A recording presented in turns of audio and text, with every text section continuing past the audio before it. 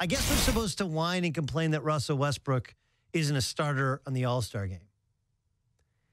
And, look, has he had an incredible season? Yeah, he's had an incredible year.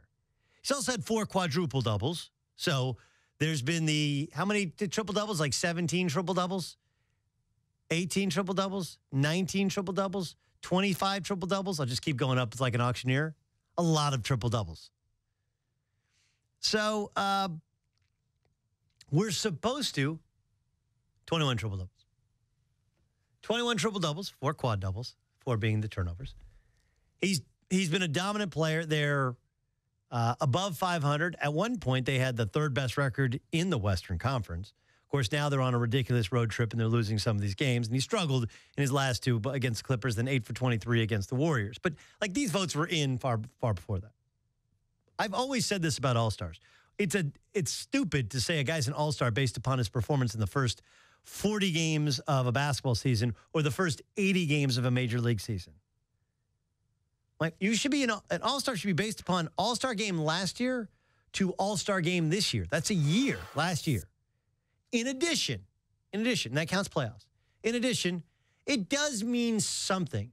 It absolutely means something when you're a perennial All-Star. Right? Do I think Kobe Bryant late in his career should have been an All-Star game starter? No, but should he have been an All-Star? He's still Kobe freaking Bryant. It's a celebration of the sport.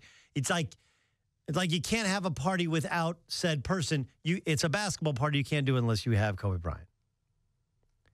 But for All-Star game starters, we're looking at this completely the wrong way.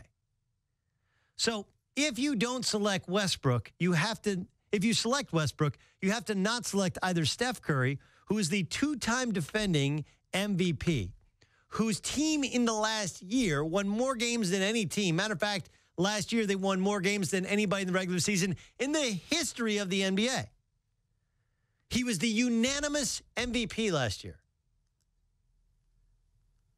And his numbers have diminished some, but that's because he has another MVP on his team.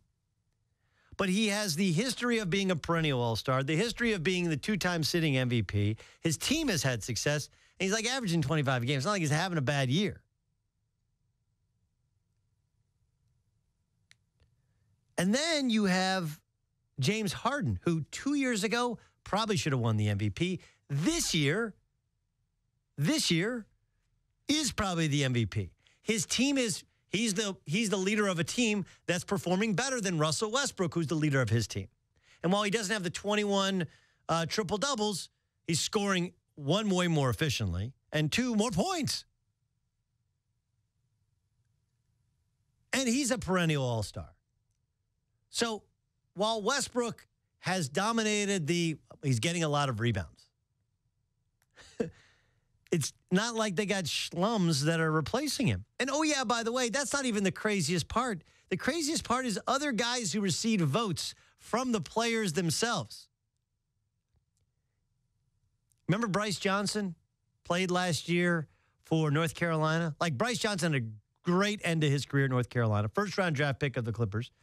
He's probably most known in basketball circles as the guy who Roy Williams put underneath the basket, who was supposed to be guarding Chris Jenkins, who hit the game-winning 3 to win the national championship. That Bryce Johnson. Long arm, 6'9", 6'10", great little turnaround jump shot, good little face-up shot. He got 2 All-Star votes. He hasn't played in a game this year. He's never played an NBA game. The level of ridiculousness with some of these picks are unbelievable. So I guess I'm supposed to freak out. Russell Westbrook's already going, but Bryn Forbes got a pick, got a vote. Probably voted for himself. Would you vote for yourself?